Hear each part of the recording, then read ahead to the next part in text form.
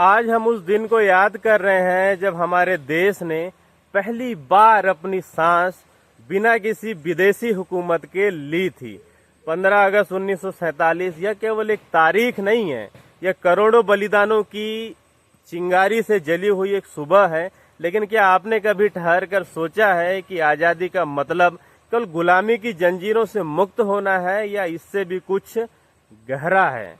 जब महात्मा गांधी ने स्वराज का सपना देखा तो केवल वह सत्ता परिवर्तन की बात नहीं कह रहे थे। वह उनका स्वराज था कि एक ऐसा भारत जहाँ हर व्यक्ति अपने जीवन के निर्णय लेने के लिए स्वतंत्र हो, पर उस स्वतंत्रता में, उस आजादी में जिम्मेदारी और नैतिकता की नींव भी हो। भगत सिंह ने भी लिखा था कि क्रांति की तलवार विचारों की शान से तेज होती है। उनकी नजर में आजादी केवल ब्रिटिश साम्राज्य से मुक्ति नहीं थी, बल्कि सामाजिक अन्याय, छुआछूत, आर्थिक शोषण और अज्ञान से भी मुक्ति थी। जब डॉक्टर भीमराव अंबेडकर और हमारे संविधान निर्माता आजाद भारत का ढांचा तैयार कर रहे थे तो उनके सामने एक सवाल था कि कैसे ऐसी आजादी दी जाए जो केवल कागज पर ही नहीं बल्कि हर नागरिक के जीवन में वो महसूस की जा सके। इसलिए हमारे संविधान में हमें न केवल स्वतंत्रता का अधिकार दिया बल्कि समानता, न्याय और बंधुत्व की नींव रखी। जो हमारा संविधान का आर्टिकल 19 है, अनुच्छेद 19 में बोलने, विचार रखने, इकट्ठा होने और अपनी राह चुनने की स्वतंत्रता सिर्फ अधिकार नहीं है बल्कि जिम्मेदारी भी है, ताकि हमारी आजादी दूसरे की आजादी को हनन न कर सके।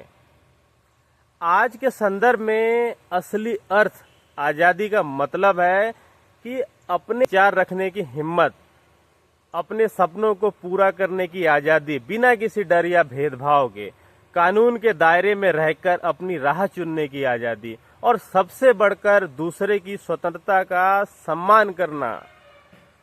आजादी केवल हमारे झंडे के आसमान में है लहराने से नहीं आती है।